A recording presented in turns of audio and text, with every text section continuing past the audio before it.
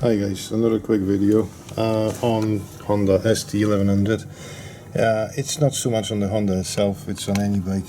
When you come to the garage and you see something like that on the floor and there's a leak, this one is pretty much obvious where it's leaking from. But if you can't trace where exactly is it leaking, is it a crack or is it something else, I'll show you what to do to actually find the leak and cure it. Well, if it is curable, obviously. What you have to do, first of all, get engine degreaser. It doesn't have to be this one, just any engine degreasing stuff. You can get them in local motor factors and places.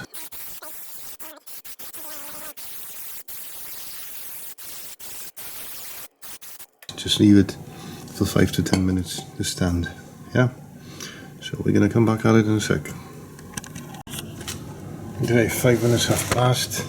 So rinse it off with water. As you can see, there's still quite a lot of residue, so we're going to repeat the process a couple of times just to get most of the muck out. And then we should be able to see, after it dries off, where is it actually leaking from. And agitate it a little bit with a brush.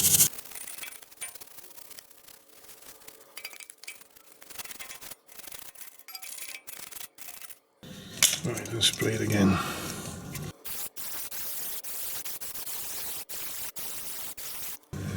And leave it for another 5 minutes. Okay, another 5 minutes have passed. Let's hit it with some more water.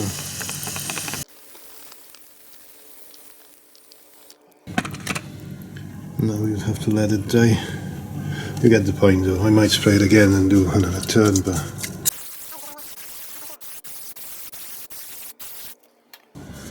I'll do it again, clean it. I'll try to dry it off a little bit and get back at it, okay? Right, there's been another spray on it. I gave it about 10 minutes to dry off. Spray it off, rinse it off with water again. Let it dry off a little bit. What I tend to do, if I need to speed it up, I'll spray some just normal brake and clutch cleaner.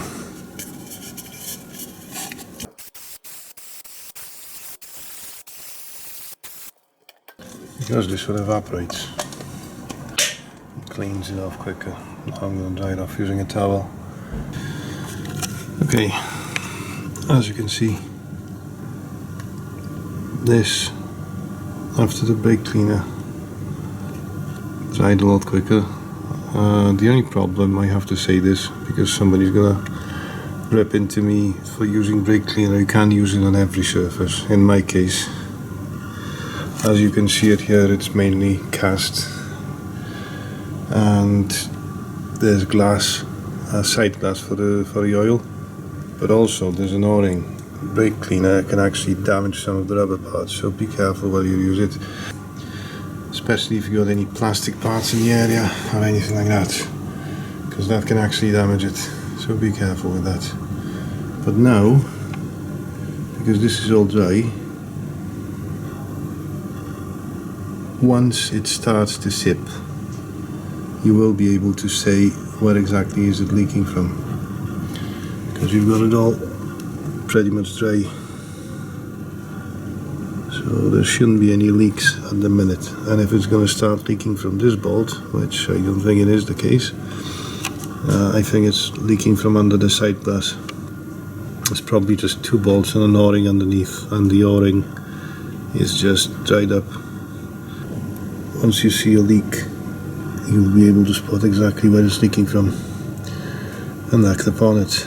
I'll try to start the bike and we'll get back at it to see if it leaks anywhere. But yeah, that's the easiest method to find any sort of leaks that you're not sure where they're coming from. Clean the engine thoroughly, and then as soon as it starts leaking, just keep an eye on it.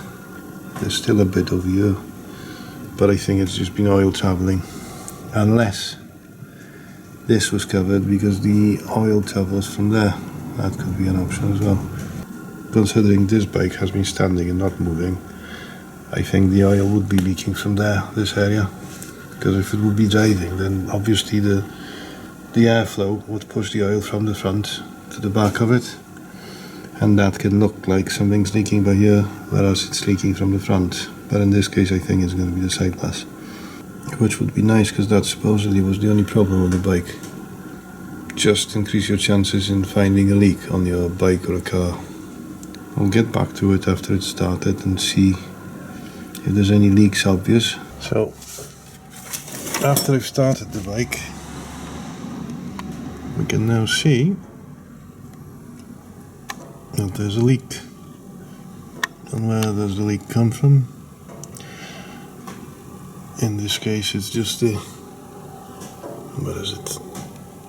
As I said, there's the side glass. Underneath the side glass there's an O-ring that is basically shot. Obviously you have to replace the O-ring. Apart from that, the bike is running, so it might be a survivor this time. Anyway, this is how you can check where you've got the oil coming from. That's the quickest and easiest way. Not real expensive tools or anything like that. Just a simple check. Simple things, as I said, just basic things. Gives you answers, but no money spent on it really, virtually. If you find it useful, hit a like and subscribe to the channel to support it, so we can create more videos. And see you on the next one. Bye.